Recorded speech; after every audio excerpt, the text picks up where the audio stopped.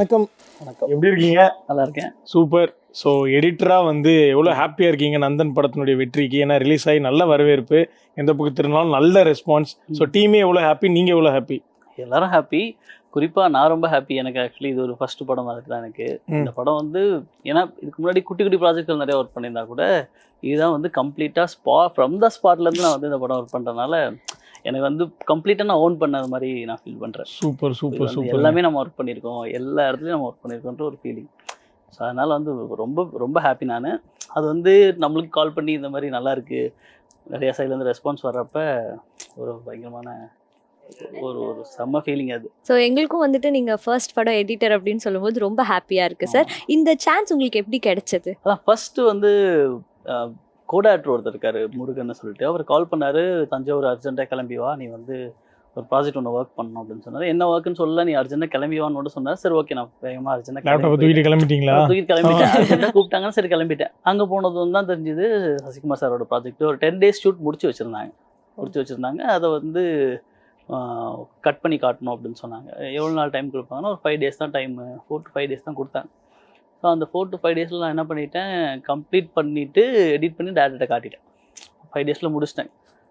காட்டிட்டு டேரக்டர் பார்த்துட்டு ஓகே நல்லாயிருக்கு, அவருக்கு பிடிச்சிருச்சு. ஃபஸ்ட்டு இதிலே நம்ம எடிட்டிங்கில் எடுத்த கால்ஸ் இருக்குல்ல, ஃபஸ்ட்டு டே ரஷ் பார்க்குறப்பே எனக்கு தெரிஞ்சிச்சு இது வந்து ஒரு டிஃப்ரெண்ட்டான ஜானரு, இதை வந்து நம்ம கொஞ்சம் என்னுடைய ஸ்கூல்லேருந்து வந்த மாதிரி இதை அணுகக்கூடாதுன்னு நல்லா தெரிஞ்சிச்சு. ஸோ வந்து நான் என் ஸ்டைலில் எடிட்டிங்கை வந்து கொஞ்சம் எடுத்து ஓர வச்சுட்டு இந்த படத்துக்கான ஒரு நேட்டிவிட்டி இருக்குல்ல, அந்த மூடில் தான் நம்ம அந்த படம் பண்ணோம் அப்படின்னு நினச்சேன். ஸோ என்ன பண்ணிட்டேன்னா நிதானமாக கொஞ்சம் நம்மளுக்கு ஒரு ஸ்டே இருக்கும், ஒரு வைட்னா அதுக்கான ஹோல் இருக்கும், அந்த அட்மாஸ்பியர். ஏன்னா டைரக்டர் வந்து நிறைய ஜியாகிரஃபி மெயின்டைன் பண்ணி தான் அந்த படம் பண்ணியிருப்பார், நீங்கள் படம் பார்த்து. ஸோ அதனால் அந்த ஜியாகிரஃபி எதுவும் மிஸ் ஆகாமல், அந்த நேச்சர் எதுவும் கலையாமல் மேக்ஸிமம் ஒய்ட்லேயே வச்சு போயிட்டு டேரக்டர் காட்டினேன்.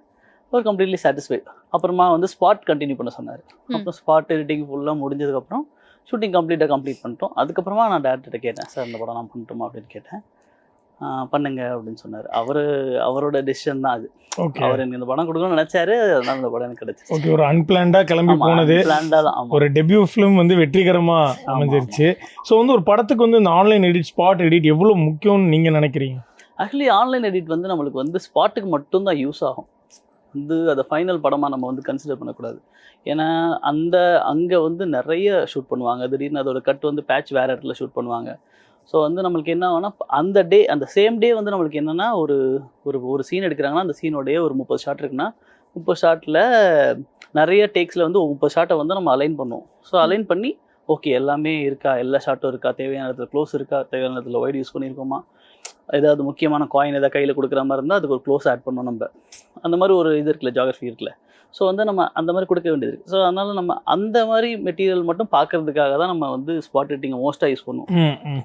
அதர் தேன் தட் நம்ம வந்து இது வந்து ஒரு கம்ப்ளீட் ஃபைனல் எடிட்டா அப்படின்னு வந்து நம்மளால பார்க்க முடியாது. அந்த ஸ்பாட்டுக்கு நம்ம இதெல்லாம் எடுத்துருக்கோமா, இதெல்லாம் கரெக்டாக இருக்கான்னு பார்க்கறதுக்கு. சீன் ஏவோட ஃபர்ஸ்ட் சீக்வன்ஸ் வந்து ஃபர்ஸ்ட் டே எடுப்பாங்க. அப்புறமா அந்த சீன் ஏவோட செகண்ட் பார்ட் வந்து இன்னொரு டே எடுப்பாங்க, ஒரு 13 days 15 days கழிச்சு எடுப்பாங்க. ஏன்னா லொக்கேஷன் மாறும், ஆர்டிஸ்ட் மாறுவாங்க. ஸோ அதுக்காக நம்ம வந்து எடுப்போம். ஸோ வந்து மேட்ச் பண்ணி பார்க்கலாம், அவ்வளோதான். அதுக்கப்புறமா நான் என்ன பண்ணுவேன்னா, ஸ்பாட்டில் பண்ணால் கூட அது திருப்பி ஒரிஜினல் ட்ரெஷ் வாங்கி ஃபர்ஸ்ட்லேருந்து கட் பண்ணுவேன். ஓகே. ஸோ அது வந்து ரெஃபரன்ஸ், அவ்வளோதான். ரெஃபரன்ஸ் வச்சுட்டு அதை பார்த்து திருப்பி ஃபர்ஸ்ட்லேருந்து கட் பண்ணுவேன். அண்ட் முழுக்க இந்த படத்துக்கு வந்து எடிட்டிங்க்கு நீங்கள் அசிஸ்டன்ஸ் கூட வச்சுக்காம ஸ்பாட்டில் அண்ட் மெயின் எடிட்டிங் எவ்ரிதிங் வந்துட்டு நீங்களே பண்ணதான் சொல்லியிருக்கீங்க. ஸோ அந்த சேலஞ்சஸ் எப்படி இருந்துச்சு சார்? அது சேலஞ்சஸ் வந்து நம்மளுக்கு என்னென்ன டாஸ்க்காக வந்து நல்லாயிருக்கும். அது நம்ம ஃபஸ்ட்டு படம் பண்ணுறப்ப நம்ம இந்த மாதிரி டாஸ்க் எடுத்து பண்ணால் தான் நம்மளுக்கும் வந்து நம்மளுக்குன்னு ஒரு இன்வால்மெண்ட் இருக்கும்ல. அந்த இன்வால்மெண்ட் தான் என்னை வந்து இவ்வளோ பண்ண வச்சுது. அதுவும் ஃபஸ்ட் இந்த 10 நாள் ரஷ் பார்த்ததுமே சொல்லணும், டைரக்டருடைய விஷன் வந்து நான் பார்த்ததும் எனக்கு வந்து பயங்கர ஹாப்பி. ஸோ இப்படிப்பட்ட படம் தான் நம்ம ஒர்க் பண்ண போகிறோம். சார் வந்து இப்படி ஒரு டிஃப்ரெண்ட்டான ரோலில் பண்ணுறாருன்றது வந்து எனக்கு வந்து புதுசு. நம்ம வந்து என்ன ஸ்கூல் படிக்கிறப்ப பார்த்துருப்போம் சாரை. அவரை பார்த்து நம்ம வந்து என்ன பண்ணோம், அவரை பார்த்து தான் சுப்பிரமணியம் பார்த்து தான் வளர்ந்துருப்போம். ஸோ நம்மளுக்கு என்ன இருக்குன்னா, அதை நம்ம வந்து இந்த மாதிரி ஒரு படம் பண்ணுறோம். சார் வந்து ஒரு டிரான்ஸ்ஃபர்மேஷன் இருக்குது இந்த படத்தில். ஏன்னா அவர் வந்து இதுக்கப்புறம் தான் பாலா சார் படம் வந்துச்சுல்ல, தாரத்தப்பட்டைக்கு அப்புறம் இதுதான் வந்து பெரிய டிரான்ஸ்ஃபர்மேஷன் நான் நினைக்கிறேன்.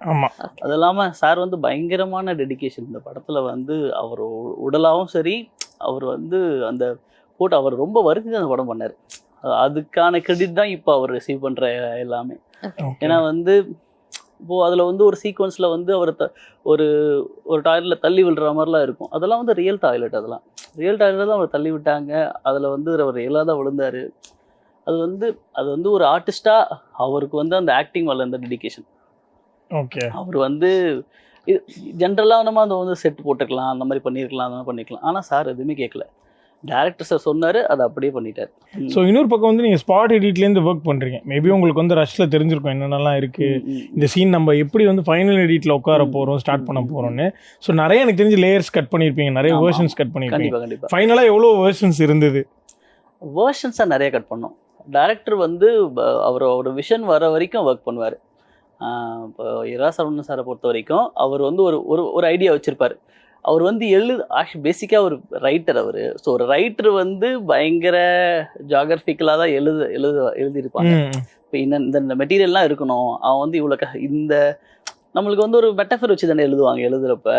ஸோ வந்து அது வந்து நம்மளுக்கு வந்து புரியணும். அவங்களுக்கு வந்து என்னென்னா இந்த சீன் வந்து இப்படி தான் கன்வே ஆகணும்னு வந்து ரைட்டிங்கில் எழுதிடுவாங்க. ஸோ வந்து ஆஸ் அ ரைட்டர்களுக்கு எல்லாருக்குமே வந்து ஒரு மிகப்பெரிய இது என்ன டாஸ்க் என்னன்னா, அவங்க எழுதுறது அப்படியே படமாக பண்ணுறது தான். ஸோ வந்து அதை வந்து டேரக்டர் வந்து பயங்கரமாக பண்ணி காட்டிட்டார். ஏன்னா வந்து எனக்கு ரீசெண்டாக வந்த கால்ஸ் எல்லாமே வந்து என்னோட அசிஸ்டன்ட் டேரக்டர் ஃப்ரெண்ட்ஸ் எல்லாருமே பயங்கரமான ஃபேன் ஆகிட்டாங்க டேரக்டர் மேலே. ஓகே. ஏன்னா வந்து இவ்வளோ ஜியாகிரபிக்கலாக ஒர்க் பண்ண நீங்கள் வந்து each and every frame sir வந்து என்னென்னா ஏதோ ஒரு எலிமெண்ட் இருக்குன்னு நினைப்பாரு. ஒரு ஒயிட் ஷாட் இருக்குன்னா அந்த ஒயிட் ஷாட் ப்ளைனாக இருக்காது, ஒரு டிராக்டர் மூவ் ஆகும். அதாவது அதோட நேர்த்தியில் இருக்கும். அது அந்த டிராக்டர் மூவ் ஆகுறது வந்து அந்த டிராக்டர் வந்து ஆக்சுவலாக போகிற மாதிரி தான் இருக்கும். ஒரு ஃப்ரேம் பியூட்டிக்காக பண்ணுற மாதிரி இருக்காது. டேரக்டர் வந்து ஃபஸ்ட்டு ஃப்ரேம்லேருந்தே பிலீவ் பண்ணார் என்னென்னா, இது வந்து ஒரு பியூட்டி ஷாட்டுக்கான படமாக இருக்கக்கூடாது.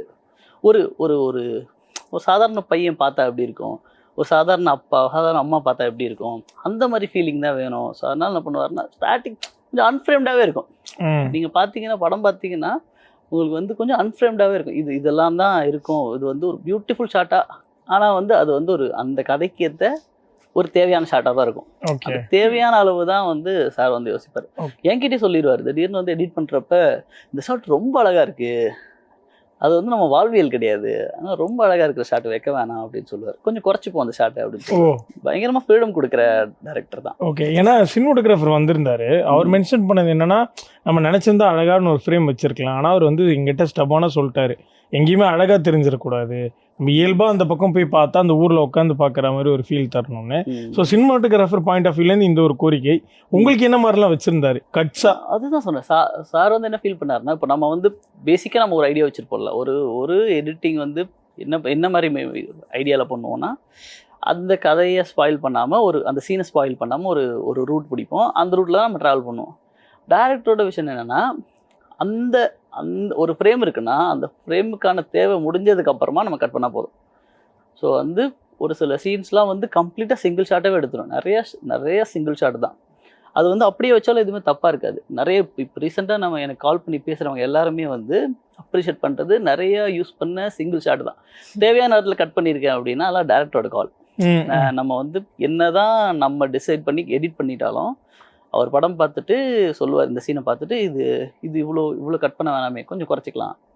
அவர் வந்து கலெக்ஷன் ஆஃப் ஐடியா தானே, நான் வந்து எடிட் பண்ணி காட்டிடுவேன். ஸோ அவருக்கு ஒரு இன்புட் இருக்கும். ஏன்னா அவர் ரைட்டர் அவர் தான், டைரக்டர் அவர் தான். ஆமாம், அவரோட கால் இருக்கும்.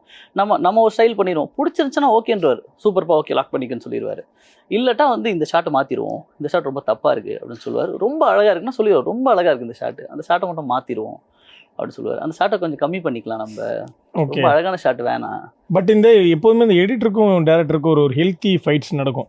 இது வைங்க, இது வைக்காதீங்க அப்படின்ற ஒரு ஃபைட்ஸ், இது நல்லா இருக்கும், ஒர்க் ஆகுன்ற மாதிரி ரெண்டு பேருக்கும் இந்த ஒரு டிஸ்கஷன்ஸ் நடக்கும். இப்போது இது ஒரு ரிஸ்க் ஃபேக்டராக தோணலையா? இப்போ அந்த சீனே நல்லா இருக்குன்ற மாதிரி டேரக்டர் ஃபீல் பண்ணுறாரு, பட் இருந்தாலுமே அது வேணாம் குறைக்கிறப்போ அது தியேட்டரில் பார்க்குறப்போ அதே மாதிரி தானே ரிசீவ் ஆகிக்கும். அது வந்து சீனை நம்ம கன்சிடர் பண்ணக்கூடாது. டேரக்டர் சொல்கிறது என்னென்னா, அந்த ஷார்ட்டை தான் சொல்லுவார். இந்த ஷாட்டு வந்து இவ்வளோ லென்த்தான ஷாட் இருக்குது, இது வந்து ரொம்ப அழகாக இருந்துச்சுன்னா அந்த ஷாட்டோட பியூட்டி தான் கவனிப்பாங்க, கதையோட விஷயத்தை கவனிக்க மாட்டாங்க. ஸோ அந்த சீன் என்ன சொல்ல வருதுன்றது ரொம்ப முக்கியன்றதுனால அவர் அந்த ரூட்டில் தான் யோசிப்பார். ஸோ சீன் என்ன கன்வே பண்ணுது, நம்ம வந்து கதையை தாண்டி வந்து நம்ம அந்த அழகெல்லாம் விட்டுட்டு கதைக்கு என்ன தேவையோ அது மட்டும் பண்ணுவோம். சீனில் என்ன டெலிவர் பண்ணணும்னு நினைக்கிறோமோ அந்த டைலாக்கோட டைலாக் சம்மந்தப்பட்ட விஷயங்கள். இப்போ ஒரு போர்டில் வந்து சாணி அடிச்சுக்கிற சீன் வந்துச்சுன்னா அந்த போர்டுக்கு அடிக்கிற சீனும் அதுக்கு அட்மாஸ்பியர் வேணும். அது எந்த இடத்துல நடக்குது அந்த அளவுக்கு டீட்டெயில் பண்ணால் போதும். அதை வந்து நிறைய கட் பண்ணி காட்டணுன்னு அவரும் எதிர்பார்க்கல. நானும் அதை அந்த அந்த மென்டாலிட்டியில் இந்த படத்தை ஸ்டார்ட் பண்ணல. ஸோ ஸ்டார்ட் பண்ணுறப்பே எனக்கு தோணுனதுனால என்னோட விஷன்லாம் அப்படியே கம்ப்ளீட்டாக மாற்றிக்கிட்டேன். இந்த படத்துக்கான எடிட்டிங் என்னன்றதை நான் புரிஞ்சுக்கிட்டேன். ஸோ ஆனால் அந்த ஸ்டைலில் தான் அந்த படம் பண்ணேன். இப்போ நீங்கள் சொன்னீங்க சசிகுமார் சார் படம்லாம் பார்த்து வளர்ந்துருக்கோம் நம்ம அப்படின்லாம் சொல்லி. ஸோ ஆக்டராக அவர் இந்த படத்துக்காக தன்னைத்தானே நிறைய மாற்றிருக்காரு. இது வரைக்கும் பார்க்காத ஒரு சசி சாராக இருக்காரு. சினிமாட்டோகிராஃபர் சொல்லியிருந்தார் ஒரு இடத்துல வந்து அவர் வந்து அந்த பல்லில் ஒரு டீட்டெயிலிங் இருக்கும், அது கூட மிஸ் ஆச்சுன்னா நோட் பண்ணிட்டு போய் திரும்ப அந்த மேக்கப் பண்ணிட்டு வந்தார் அப்படின்ட்டு. உங்கள் பாயிண்ட் ஆஃப் வியூவில் எடிட் டேபிள் உட்காரப்ப எந்த ஷாட்ல உங்களை பயங்கரமா வேக்க வச்சாரு அவர்? அது எனக்கு ஸ்பாட்லயே இந்த ஃபீல் கிடைச்சிருச்சு. ஏன்னா ஸ்பாட் எடிட்டிங் நான் தானே பண்ணேன். திடீர்னு கூப்பிடுவார் சார், சரி இங்கே வா அப்படின்னு கூப்பிடுவாரு. நம்ம பார்த்துட்டு காலர் பட்டன் அவர் வந்து காலர் பட்டன்லாம் நோட் பண்ணார். காலர் பட்டன் உள்ள பனியன் என்ன போட்டிருந்தாரு, அப்போ முடி எப்படி கலந்துருந்துச்சு அவரே பார்த்துப்பார். நம்ம வந்து இப்போ மோஸ்ட் ஆஃப் அவர் டைரக்டர்ன்றதுனால வந்து இந்த விஷயம் அவருக்கு இருக்குது. மோஸ்ட்டாக வந்து ஆர்டிஸ்ட்னா யாரோ ஒருத்தர் அசிஸ்டன்ட் டேரக்டர் யாரோ ஒருத்தர் வந்து கண்டினியூட்டி பார்க்கறதுக்கு இருப்பாங்க, அவங்க பார்த்து சொல்லுவாங்க. சசி சார் பொறுத்த வரைக்கும் வந்து நம்ம அதை சொல்லணும்னு அவசியம் இல்லை. ஏன்னா வந்து அவர் வந்து டைரக்டர் தான் ஆக்சுவலி. அதனால் என்ன பண்ணுவார்னா அவருக்கே தெரியும் இந்த ஷாட்டில் இது வந்து அந்த சீனோட தானே, ஸோ அந்த சீன் காட்டு, இதுக்கு முன்னாடி சீன் காட்டு அப்படின்னு சொல்லுவார். ஸோ அந்த சீன் காட்டினோன்னா அந்த சீன் பார்த்து அதுக்கேற்ற மாதிரி அவருடைய ட்ரெஸ் அட்ஜஸ்ட் பண்ணிக்கிறது, கெட்டப் மாற்றிக்கிறது, என்ன லுக்கில் இருக்காரோ அந்த லுக்கை லுக் கண்டினியூட்டி மெயின்டைன் பண்ணுறது வந்து அவரே கேட்டுருவார். ஓகே, அவரே கூப்பிட்டு அவரே பார்த்து அவரே அட்ஜஸ்ட் பண்ணிட்டு ஓகே இது கரெக்டாக இருக்கா அப்படின்னு சொல்லிட்டு அந்த மாதிரி ஒரு டீட்டெயில்டா. மேபி நீங்கள் எடிட் வைக்கிறப்போ இந்த ஒரு க்ளோஸ் ஏதாவது வச்சிருப்பீங்க, அந்த இடத்துல என்ன இப்படி நடிச்சிருக்காருன்ற மாதிரி உங்களுக்கு ஒரு ஆஸ்ட்ரக்கான ஒரு மொமெண்ட் நடந்து. நீங்கள் வந்து படம் பார்த்தீங்கன்னா உங்களுக்கு தெரியும், வந்து முன்னாடி பார்த்த சசிகுமார் சார் படம் மாதிரியே இருக்காது. இது வந்து கம்ப்ளீட்டாக வந்து அந்த கேரக்டராக தான் இருப்பார் அவர். ஓகே, நீங்கள் வந்து அதில் வந்து ஒரு பஸ் ஸ்டாண்ட் சீக்வன்ஸ்லாம் வந்து ஆக்சுவலி ஒரு பஸ் ஸ்டாண்டில் நடக்க வச்சு எடுத்தோம். ஒரு ஹாஃப் டே அந்த பஸ் ஸ்டாண்டில் வந்து ஷூட் பண்ணுவாங்க. டேரக்டர் சார் சொல்லிட்டாரு நீங்கள் வந்து காருக்குள்ளே கேமரா வச்சு இது பண்ணிக்கங்கன்ட்டு. ஸோ சரண் இருக்கார்ல சார் டிஓபி, அவரும் வந்து காருக்குள்ளே கேமரா செட் பண்ணிவிட்டு யாரும் இல்லை, அவரை வந்து அப்படியே காரை கொண்டு போய் வேறு இடத்துல ட்ராப் பண்ணிட்டு ஸோ விட்டுட்டு வந்தாங்க. அவர் அங்கேருந்து நடந்து வர்றாரு. ஸோ அதெல்லாம் வந்து லைவான ஷாட் யாராலுமே கண்டுபிடிக்கல. ஷாட் முடிகிற வரைக்குமே யாருமே கண்டுபிடிக்கல. ஸோ வந்து அவ்வளோ லைவ் இருந்துச்சு. ஸோ வந்து அவங்களுக்கும் அப்படி இருக்குன்னா நம்மளுக்குமே அந்த ஃபீல் இருக்கும்ல. கம்ப்ளீட்டாக அவர் மாற்றிட்டார். மேனரிசம்லேருந்து எல்லாத்தையும் அவர் மாற்றிக்கிட்டார். ஸோ ஏதாவது எமோஷ்னலான சீன்ஸ் வந்து எடிட் பண்ணும்போது உங்களுக்கே பர்சனலாக அஃபெக்ட் ஆன சீன்ஸ் ஏதாவது படத்தில் இருக்கா சார்? இருக்குது. அதில் வந்து நைட்டில் கொடியேற்றுற சீன் ஒன்று இருக்கும். அந்த படம் வந்து இப்போவும் வந்து நான் எடிட் பண்ணதுலேயே சொல்கிறேன், நான் அசிஸ்டண்ட்டாக வேலை செஞ்சதுலேருந்து நான் எடிட் பண்ண சீன்லேயே வந்து one of the best scene சொல்லுவேன். இப்போ நம்மளுக்கு வந்து தோணும்ல, சார் டேரக்டர் இப்படி ஒரு சீக்வன்ஸ் பண்ணியிருக்காரு இதில் அப்படின்ட்டு நம்மளுக்கே யோசிப்போம். நம்ம வந்து ஒரு சில டைமில் தான் இந்த மாதிரி ப்ராஜெக்ட் நம்ம இருக்கோம்னு நினச்சி பயங்கரமாக பெருமைப்படுவோம். அந்த நைட்டில் அவருடைய துண்டு கிழிச்சு கொடியேற்றுற சீக்வன்ஸ் இருக்கும். அது பயங்கரமாக இருந்துச்சு. ஓகே, பயங்கரமாக இருந்துச்சு. நான் எப்போ எடிட் பண்ணுறப்ப ரஷ் பார்க்குறப்ப எனக்கு என்ன எக்ஸைட்மெண்ட் இருந்துச்சோ தியேட்டரில் பார்க்குற வரைக்கும் அதே எக்ஸைட்மெண்ட் எனக்கு இருந்துச்சு. Okay, super. ஸோ அந்த கோ டைரக்டருக்கு வந்து ஒரு தேங்க்ஸ் சொன்னீங்களா? ஏன்னா அவர் ஃபோன் பண்ணலன்னா இன்னைக்கு இந்த நந்தன் இல்லை. நீங்கள் யோசிச்சு பார்த்தீங்களா, ஏதோ பிஸியாக இருக்கிறப்போ இந்த கால் எடுக்காமல் போயிருந்தா என்ன இருந்திருக்கும், ஏதாவது யோசிச்சு பார்த்துருக்கீங்களா? கரெக்ட். அவர் பிடிவாதமாக கூப்பிட்டாரு. நல்ல அண்ணன் அவர், நல்லா க்ளோஸாக வளர்க்க பிடிவாதமாக எனக்கு டீட்டெயிலாம் சொல்லலை, கேள்வியாக கேட்காத கிளம்பி வானார். ஸோ அவர் சொல்லிட்டாரு, நான் கிளம்பி போயிட்டேன். அவ்வளோதான். பட் என்னைக்கா நம்ம யோசிப்போம், ஒரு வேளை அந்த கால் எடுக்காம போயிருந்தா நான் ஃபீல் பண்ணியிருக்கேன். கால் எடுக்காமல இல்லை, மோஸ்ட்டாக அவர் கால் எடுத்துருவேன், எடுக்காம போய் தான் திரும்பி அடிச்சிருப்பேன். அப்புறம் சொன்னார் அவர் கால் பண்ணுறப்ப தான் கோயின்சிடென்ஸ்னு தான் சொல்லணும். அது அவர் கால் பண்ணுறப்ப எடுத்து கிளம்பி வரணும். அந்த டைமில் நான் வந்து கரெக்டாக ஃப்ரீயாக இருக்கணும். அதுவும் இல்லாமல் ஈவினிங் கால் பண்ணி நைட் கிளம்பிட்டேன். உடனே மறுநாள் காலில் போயிட்டு அப்புறம் திடீர்னு போய் நம்ம ஓப்பன் பண்ணுறப்ப நம்மளுக்கு தெரியும்ல, இன்னும் ப்ராஜெக்ட் பற்றி புரிஞ்சுட்டு போனால் நம்ம ப்ரிப்பேர் ஆகி போவோம். சடனாக போய் ரஷ் பார்த்து பண்ணோடனே அது ஒரு கிஃப்ட் ரேப் பண்ணுற மாதிரி தான். ஆர்டிஸ்ட் ஓப்பன் பண்ணி ப்ராஜெக்ட் ஓப்பன் பண்ணுறது வந்து கிஃப்ட் ரேப் பண்ணுற மாதிரி தான். ஓகே, அதனால் அந்த கிஃப்ட் ஓப்பன் பண்ணி எடிட் பண்ண ஆரம்பித்தவன் தான். அப்படியே படம் முடிச்சு நந்தன் ரிலீஸ் வரைக்கும் வந்துட்டேன். ஓகே. அண்ட் படத்தை வந்து எடிட் பண்ணும்போது உங்களுக்கு பர்சனலாக இந்த ஆர்டிஸ்டோட ஆக்டிங் எனக்கு ரொம்ப பிடிச்சிச்சு. ஆக்சுவலாக நான் எடிட் பண்ணுறதே மறந்துட்டு இவங்க நடிக்கிறத நான் பார்த்துட்டு இருந்தேன். அந்த மாதிரி ஏதாவது ஆர்டிஸ்ட் இருக்காங்களா சார்? இவர் இந்த படத்தோட வில்லன். அவர் வந்து நம்ம வந்து சொல்லக்கூடாது, அவர் வந்து பயங்கரம். பாலசக்திவேல் சார் வந்து பயங்கரமாக பண்ணியிருந்தார். அவரும் கட்டெரும்பு ஸ்டாலின் இருக்கார்ல, அவரும் 2 பேரும் வேலை பண்ணாங்க. நம்மளுக்கு என்னென்னா ஒரு ஒரு நல்ல கேரக்டர் காட்டுறது வந்து ஈஸி. ஒரு ஒரு ஒரு கெட்டவன் அவனை பார்த்தா நம்மளுக்கே ஆக்சுவலாகவே கோவம் வரணுன்றது இருக்குல்ல. தேட்டர்லாம் நிறைய பேர் திட்டிகிட்டு இருந்தாங்க அவங்கள. அந்த கட்டெரும்பு ஸ்டாலின் இருக்கார்ல, அவரும் பாலசக்திவேல் சாரையும். ஏன்னா அது நம்மளுக்கு வந்து என்னன்னா வந்து பெரிய ப்ளஸ்ஸாக இருக்கும். ஏன்னா இப்போ வந்து வில்லன்கள் கேரக்டர் தானே ஸ்ட்ராங்காக இருக்க வேண்டியது இருக்குது இப்போ இருக்கிற படங்களில். நிறைய படம் நம்ம வந்து ஒரு சக்ஸஸ்ஃபுல் ஃபிலிம்ஸ்லாம் பார்த்தீங்கன்னா தெரியும், நிறைய வில்லன் கேரக்டர்ஸ் வந்து பயங்கர ஸ்ட்ராங்காக எழுதியிருப்பாங்க. ஸோ அது வந்து கொஞ்சத்துக்கும் குறையாமல் இருப்பார் பாலசக்திவேல் சாரும் அந்த கேரக்டரும். ஸோ ஆக்டர்ஸோட ஆக்டிங் பற்றி வந்து சொன்னீங்க. ஏதாவது ஒரு சீன் இதை கட் பண்ணுறதுக்கு எனக்கு மனசே வரமாட்டேங்குது, ஆனால் நான் கட் பண்ணி தான் ஆகணும், அந்த மாதிரி ஏதாவது சீன் இந்த படத்தில்? இருக்கு. ஆக்சுவலி அது சீன் கிடையாது, சென்சாரில் அது கட் பண்ண சொல்லிட்டாங்க. என்னன்னா முடி இழுத்துட்டு போகிற சீக்வன்ஸ் இருக்கும். அவங்க வந்து ரிட்டாலியேட் ஆவாங்க. அந்த இடத்துல தான் வந்து திருப்பி எழுந்திரிச்சு அவங்கள வந்து ஸ்டாலின் கேரக்டரை வந்து மிதிப்பாங்க, ஒய்ஃப் கேரக்டர் மிதிப்பாங்க. அப்போ அடிச்சிருக்கு. அது வந்து என்னென்னா அதை வந்து 50% ஆக சொல்லிட்டாங்க. அவங்க வந்து ரொம்ப பெரிய ஷாட் அது. ஆக்சுவலி அது அவங்கள முடியை பிடிச்சி இழுத்துட்டு தரதானே இழுத்துட்டு போவார். ரொம்ப பெரிய ஷாட் அது. ஆக்சுவலி ஃபுல் 1.5 நிமிஷம் ஷாட் அது. 1:46 இருந்துச்சு அது. அதை வந்து அப்படியே ஹாஃப் பண்ண சொல்லிட்டாங்க, 50 மாற்ற சொல்லிட்டாங்க. அது மட்டும்தான் கொஞ்சம் இதுவாக இருந்துச்சு. பயங்கரமான சீக்வன்ஸ் அது. அது வந்து முடியை பிடிச்சி இழுத்துட்டு போவாங்க. ஆக்சுவலி ஒரு ஆடு ஃப்ரேம்லேருந்து ஒரு ஆடுக்கு ஒரு க்ளோஸ் இருக்கும், அந்த ஆடு செத்து போயிருக்கு மிரிச்சு கொண்டிருப்பாங்க. அப்படியே பேன் பண்ணியிருப்பாங்க. பேன் பண்ணதும் வந்து அவங்கள வந்து முடியை பிடிச்சி இழுத்துட்டு போயிட்டுருப்பாங்க. அந்த ஸ்ட்ரகிள்லாம் தாண்டி தான் அவங்க வந்து கோவம் வந்து திருப்பி அவங்கள நெஞ்சு மேலே மிதிப்பாங்க, இப்போ தள்ளி விட்டு மிதிப்பாங்க. ஸோ அது ட்ரிம் பண்ணுறப்ப நம்மளுக்கு ஒரு மாதிரி என்னடா இது முக்கியமான இடத்துல குறைக்க சொல்கிறாங்களே அப்படின்னு ஒரு ஃபீலிங் இருந்துச்சு. அதே மாதிரி சசி சாரோட அவர் வந்து ட்ரெஸ் இல்லாமல் வந்து அடிக்கிற சீக்வன்ஸ் இருக்குல்ல, அதுலேயுமே கொஞ்சம் பாதியாக பண்ண சொல்லிட்டாங்க. அதெல்லாம் கொஞ்சம் கஷ்டமாக இருக்கு. ஃபைட் பேக்லாம் பண்ணீங்களா? இது இருந்தே ஆகணும்னு இதை ஃபைட் பேக்லாம் பண்ணீங்களா? நிறைய பேசினாரு.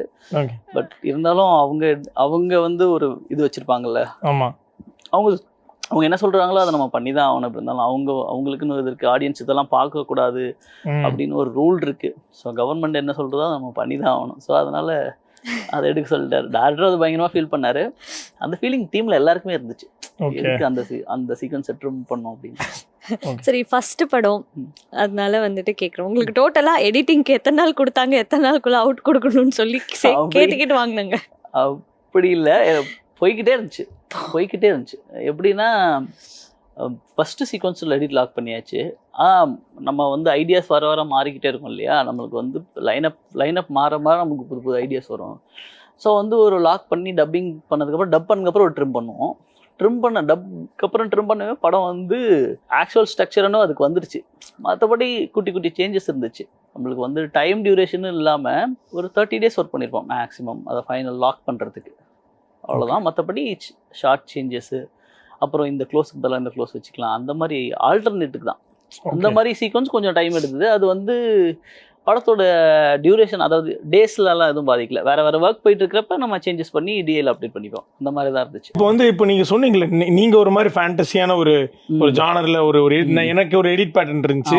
இந்த படத்துக்காக என்னை மாற்றிக்கிட்டேன். இப்போ இது ஹிட்டு, திரும்ப இதே மாதிரி வரக்கூடிய கதைகளுக்கு உங்களை கூப்பிடுவாங்கல்ல? ஆமாம், கூப்பிடுவாங்க. அதை ஆப்வியஸ்லி பண்ணுவேன். பட் இருந்தாலும் நம்மளுக்கு வந்து அந்த பழைய என்னோட ஸ்கூலில் கற்றுக்கிட்ட நான் பிரதீப் ராகவ் கிட்ட தான் நான் அசிஸ்ட் பண்ணேன். அவர்கிட்ட தான் அசிஸ்ட் பண்ணேன்.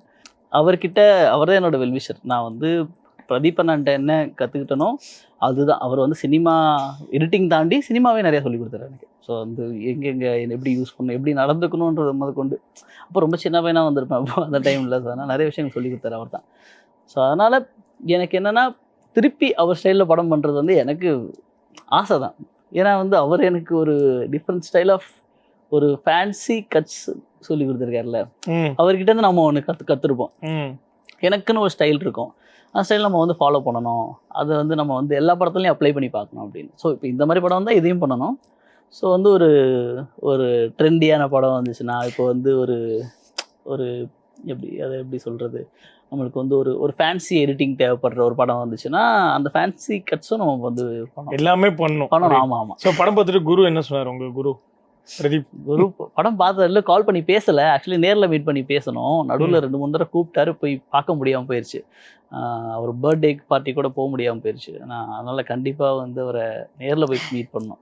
படம் பார்த்துருப்பாரு, நேரில் போய் பார்த்தா பேசுவோமா இருக்கும். ஏன்னா அவரோட கடைசி உலக போரும் வந்து ரிலீஸ் ஆயிருக்கு. Same day. ஆமா, same பாருங்க, day. குரு சிஷியனுடைய படம் ஒரே நாள்ல ரிலீஸ். ஆமா. நான் அவர்கிட்ட பேசினேன் கால் பண்ணி, என்னடா காம்படிஷன் பண்றியா அப்படின்னு. ஜாலியா பேசுவார் என்கிட்ட. ஓகே. நல்ல ஃப்ரெண்டு மாதிரி என்ன ட்ரீட் பண்ணுவார்.